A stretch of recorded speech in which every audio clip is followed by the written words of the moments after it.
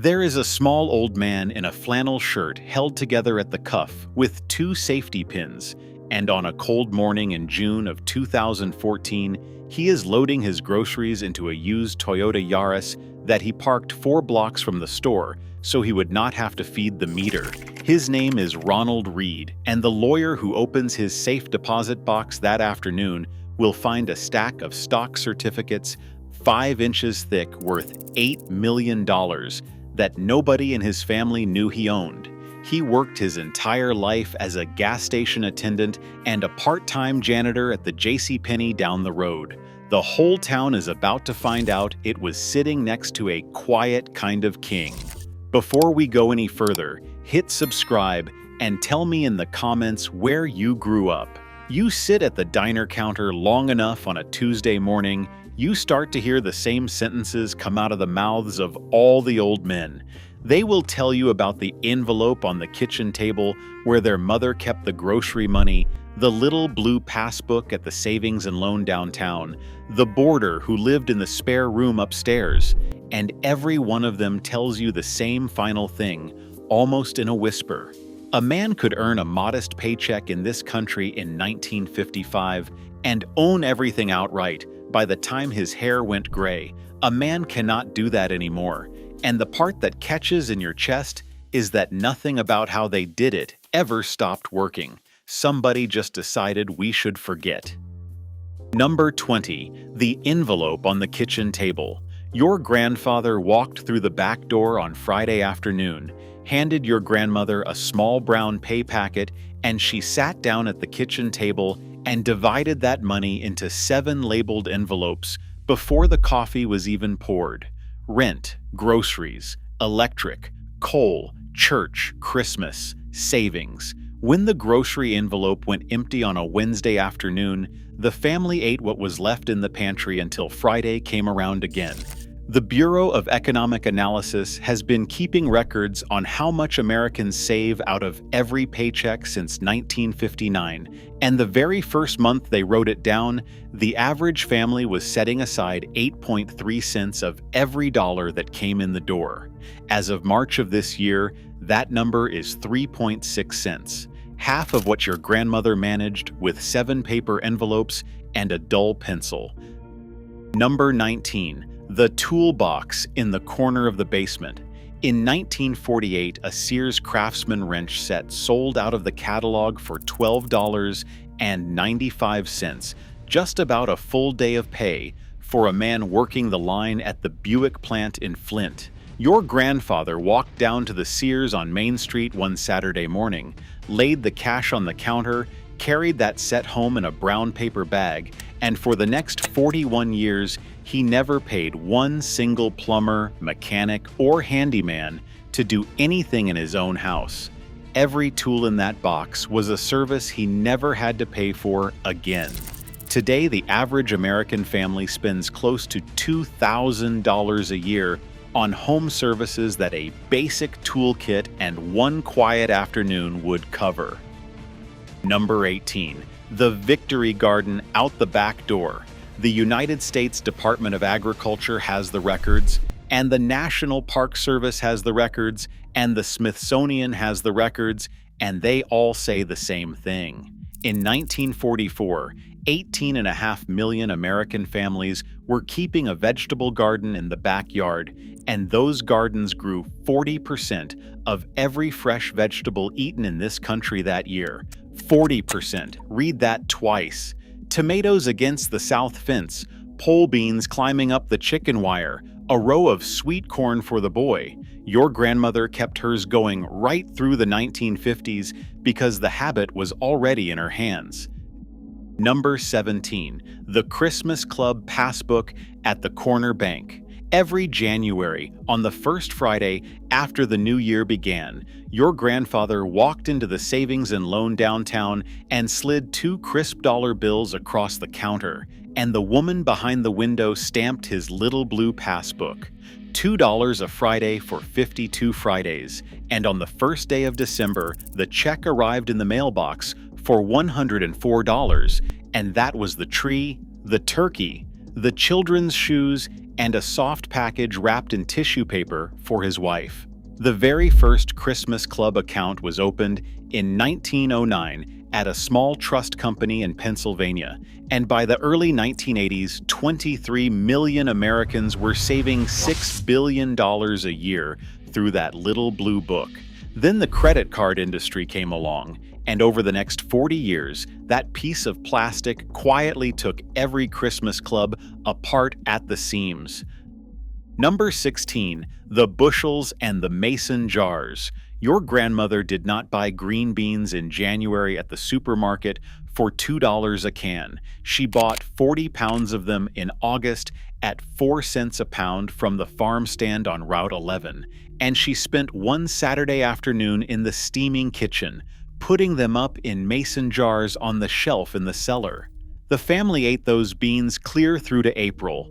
A bushel of apples cost $1.50 at the orchard in October. A whole side of beef bought directly from the rancher and frozen in the chest freezer cost a fraction of supermarket prices. Families that ate in season cut their grocery bill by close to a third every year. Number 15, the favor across the back fence. First pattern break. Take a breath. The mechanic on Elm Street fixed the carpenter's truck on a Saturday afternoon, and the carpenter built the mechanic a new front porch the following spring, and the plumber unstuck the butcher's drain on a Wednesday morning, and the butcher dropped a Sunday roast at the plumber's back door every other month for a year. Not one penny of cash ever passed between any of those four men. Today, the Internal Revenue Service says on its website that any work you trade with your neighbor is taxable income at fair market value. Your grandfather never knew that. He just helped a friend who had once helped him, and the books between them stayed even. Number 14. The classified ad in the back of the magazine. In the early 1960s, your grandfather might have been a machinist by day at the Fisher Body plant and a furniture refinisher in the garage on weekends. Your grandmother might have been a seamstress by day and a mail-order baker by night, taking orders from a 3-line classified ad she ran in the back of the Saturday Evening Post for $75 a year. That little ad brought in $40 or $50 a month in steady orders, and $40 a month was real money when the median American household earned about $4,400. Today, we celebrate the GIG economy as if it were just invented in San Francisco. Your grandmother was running one out of her own kitchen in 1953 with a typewriter and a stamp. Number 13. The cash on the counter. Your grandfather never paid the sticker price for anything in his entire working life. He walked into the furniture store with $200 in his shirt pocket, picked out a sofa marked at $250, slid the cash across the counter, and offered $175. 9 times out of 10, the salesman took it because cash today beat a payment plan that might never get paid in full. Cash discounts at appliance stores, at car dealerships, even at the dentist were as ordinary in 1958 as a glass of water on the counter, and a family that paid cash on every major purchase pocketed somewhere between 12 and 15% on every transaction. That is a wealth-building strategy hiding inside a leather wallet. Number 12. The border upstairs. The United States Census Bureau has a working paper on file that tracks this all the way back to 1850. In 1950, almost 10% of American households had at least one non-family member living under the roof, paying $8 to $15 a week for a clean bedroom, 2 meals at the family table, and access to the bathroom down the hall. That weekly rent covered the entire monthly mortgage on a modest home. Today, Airbnb hosts in this country earn an average of $14,000 a year, renting out the same kind of spare room your grandmother rented out to a young school teacher for $12 a week in 1953. Number 11. The little blue policy in the dresser drawer. In the 1940s and the 1950s, working-class American families bought small whole life insurance policies on their newborn children, sometimes within a week of bringing the baby home from the hospital. A $5,000 policy on a newborn cost $3 a month in 1950. By the time that child turned 40, the cash value built up inside that little blue policy could be borrowed against at a fixed rate of around 5%, regardless of what the banks were charging anyone else. And millions of families used those policies as their own personal banking system. Down payments on houses, money to start a small business, emergency funds when somebody got laid off. The insurance industry pivoted in the 1970s, and the families who quietly kept those old policies kept quietly accumulating wealth that no bank, no boss, and no recession could ever touch. Number 10. The yard sale on Saturday morning. Second pattern break. Sit with this one. Your grandfather could walk into any yard sale in any small town in 1963, spot a tube radio that had quit playing, hand the lady on the porch a quarter, take it home to the workbench in the basement, replace one cracked vacuum tube that cost him 10 cents at the hardware store, and sell it the following Saturday at the flea market for $8. That was a repeatable system, practiced by millions of working-class men in this country every weekend. Lawnmowers with fouled spark plugs got cleaned and sold for 10 times what he paid. Bicycles with flat tires got patched and sold to a kid down the block. Broken did not mean worthless. Broken just meant discounted. And the difference between the two was your grandfather's afternoon. Number 9. The 6-year-old Buick. In 1957, the Bureau of Labor Statistics put the average new car at $2,749 and the average used car at exactly half of that. Your grandfather bought the used one every single time because he knew what every man in his neighborhood knew. A new car shed 25% of its value the moment it rolled off the lot. And that 25% was money that left the household and never came back. The 6-year-old Buick in the driveway got him to the plant for 31 straight years. The $1,500 he saved every time he bought, used went into the savings account at the corner bank. By the time he was 48, he held the deed to his house in his hand. Number 8. The paper tag in the back room. Your grandfather could not afford the new washing machine in one paycheck. Nobody could. So the man behind the counter at the appliance store wrote his name on a small white paper tag, tied it to the handle of the machine, wheeled it into the back room, and held it for him while he came in every Friday for 30 Fridays and laid $5 on the counter. No interest, no credit check, just a handshake and a promise and a paper tag with his name on it. By 1965, layaway accounted for 30 cents of every dollar spent in the department stores in America. Then the credit card companies arrived with their plastic and their 23% interest, and the layaway went away. Walmart finally killed their layaway program in October of 2006 after 50 straight years. Your grandfather paid cash on a handshake. You pay interest on a screen. Number 7. 3 letters. DRIP, Dividend Reinvestment Plan. This is the trick the man in the flannel shirt at the very beginning of this video used. Starting in the 1960s, the big American companies, names like General Electric, Procter & Gamble, AT&T, Johnson & Johnson, started letting small, ordinary investors buy a single share of stock directly, skip the broker and skip the fees, and have their dividends automatically reinvested into more shares every quarter. Just patience and consistency year after year. Ronald Read walked into a bank in Brattleboro on the 13th of January in 1959 and bought 39 shares of Pacific Gas and Electric for $2,380. By the time he passed in 2014, those original 39 shares were worth $10,735, and they were just one tiny corner of a portfolio holding 95 different companies.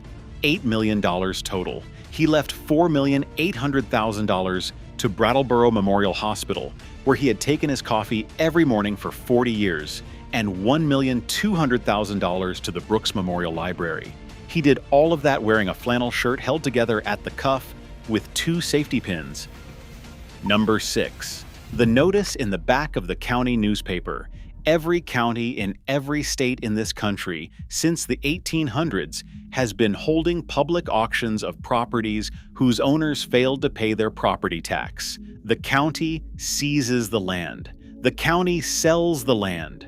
Auctions were part of local life. Your grandfather knew the auction schedule the way other men knew the baseball schedule. On a Tuesday morning in November, he might walk into the county courthouse with $300 in his coat pocket and walk out the owner of a vacant lot worth $5,000. The auctions are still happening in every one of the 50 states. Every year, the notices are still printed in the back of the local newspaper. Almost nobody alive today goes to them because almost nobody alive today was ever told they could.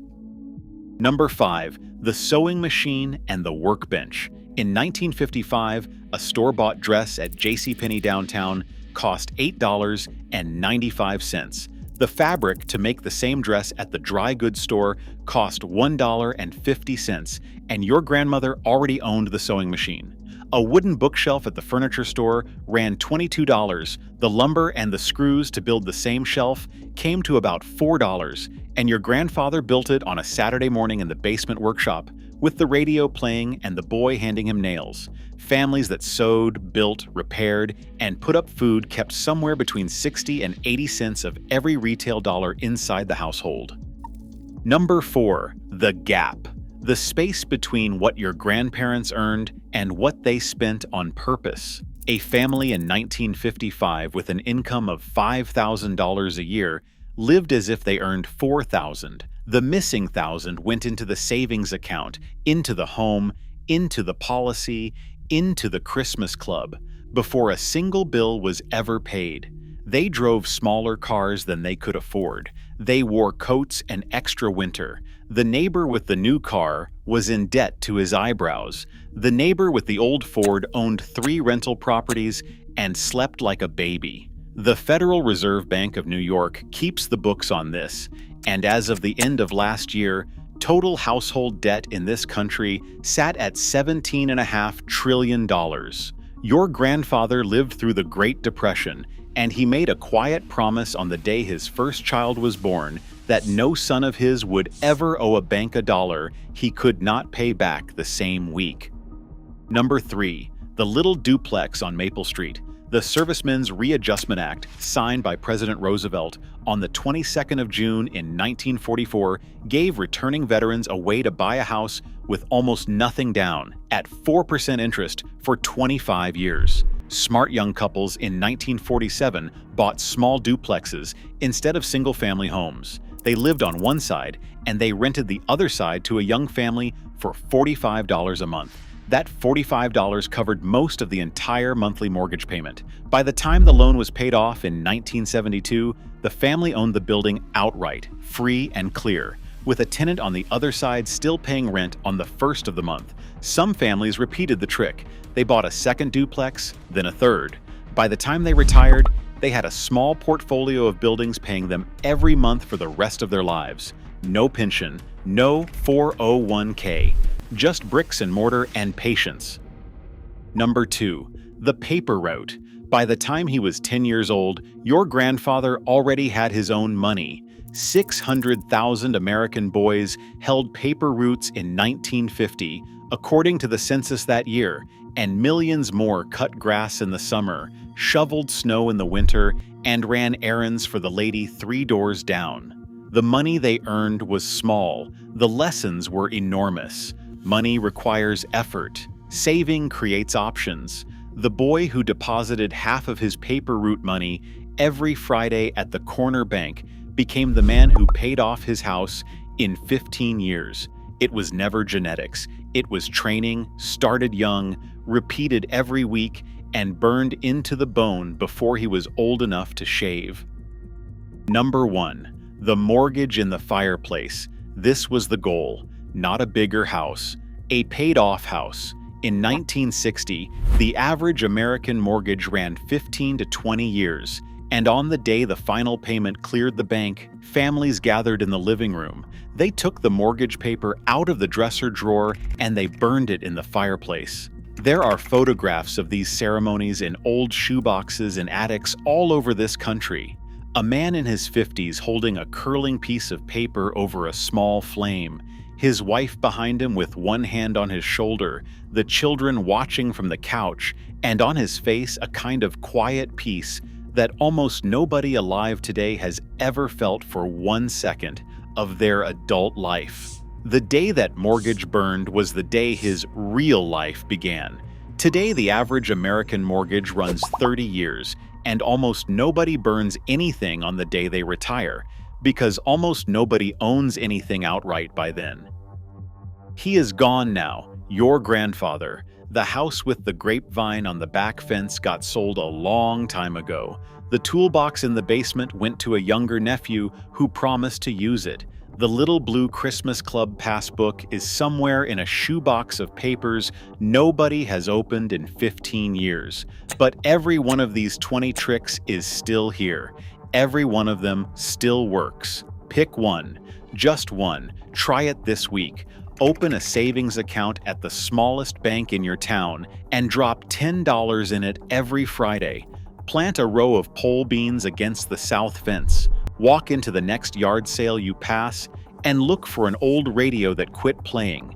Then come back and tell me which one you tried first, and tell me whether your grandfather would have smiled at you for it. Because the man in the flannel shirt with the safety pins on his cuff was not lucky. He was patient. Patience was the only trick that ever really mattered.